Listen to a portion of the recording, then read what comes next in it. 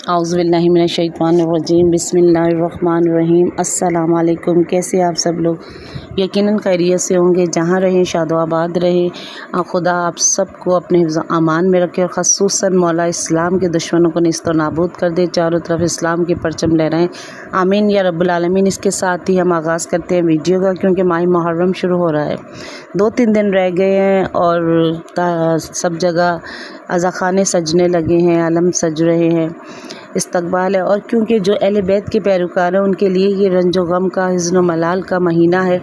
اور امام علی رضا علیہ السلام سے روایت ہمیں ملتی ہے کہ جب میرے بابا امام موسیٰ کاظم علیہ السلام محرم کا چاند دیکھتے تھے تو وہ بہت زیادہ حزن و ملال میں ہوتے تھے، ان کے چہرے پہ کسی نے مسکراہٹ نہیں دیکھی۔ اور پھر 10 محرم کو وہ اتنی آہوزاری کرتے تھے اور کہتے تھے کہ آج ہی وہ دن ہے کہ جس دن میرے جد حسین علیہ السلام کو شہید کیا گیا ہے۔ اس کے ساتھ ہی جہاں رنج و غم کا مہینہ ہے، اس کے ساتھ ہی ماہ محرم کی جو 3 پہلے دن ہے، خاص طور سے چاند رات سے لے کے، کیونکہ چاند رات میں بھی جو ماہ محرم کی چاند رات ہے اس میں بہت سی نمازیں ہیں۔ 100 رکعت نماز ہے کہ ہر رکعت میں سورہ الحمد اور سورہ توحید پڑھیں، یا پھر 2 رکعت نماز کی پہلی رکعت میں سورہ الحمد کے بعد سورہ انعام، اور دوسری رکعت میں سورہ الحمد کے بعد سورہ یاسین پڑھیں۔ 2 رکعت نماز کی ہر رکعت میں سورہ الحمد کے بعد 11 مرتبہ سورہ توحید پڑھیں۔ اور روایت ہوئی ہے رسول اکرم صلی اللہ علیہ وسلم سے کہ جو شخص اس رات 2 رکعت نماز ادا کرے اور اس کی صبح جو سال کا پہلا دن ہے روزہ رکھے تو اس شخص کی مانند ہوگا کہ جو سال بھر تک اعمال خیر کرتا رہا۔ وہ شخص اس سال محفوظ رہے گا، اور اگر اسے موت آ جائے گی تو وہ بہشت میں داخل ہو جائے گا۔ تو دیکھیں یہ کتنا عمل ہے۔ اور پھر پہلی، دوسری، تیسری محرم اس کے روزے رکھے، اس کی بہت زیادہ فضیلت ہے۔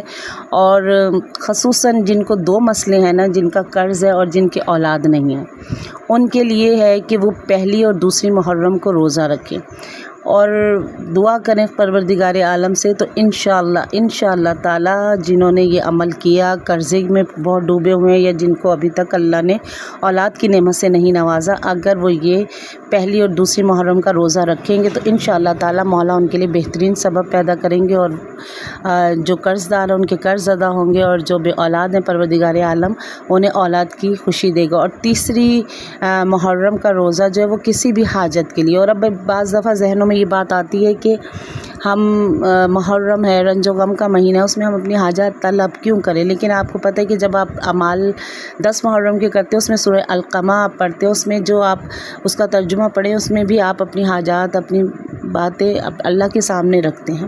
تو اس میں نہیں ہے کہ اگر ہم اللہ سے طلب کریں گے اور واسطہ دے کے طلب کریں گے، جن کے دن ہیں ان کا واسطہ دے کے طلب کریں گے، تو انشاءاللہ مولا جو ہے وہ بہترین سبب ہمارے لیے بنائیں گے۔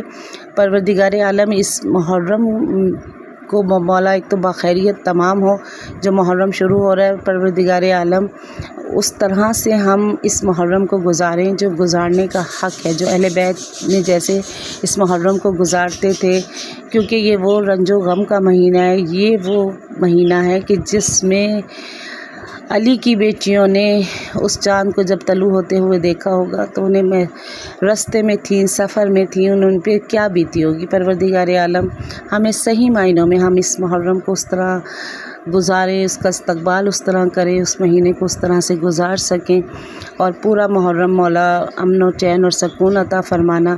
مولا خیریت کے ساتھ جہاں جہاں پہ مجالس ہوں، جہاں جہاں پہ جلوس ہوں، جہاں جہاں پہ تعزیہ داری ہو، مولا سب کو اپنے حفظ و امان میں رکھنا۔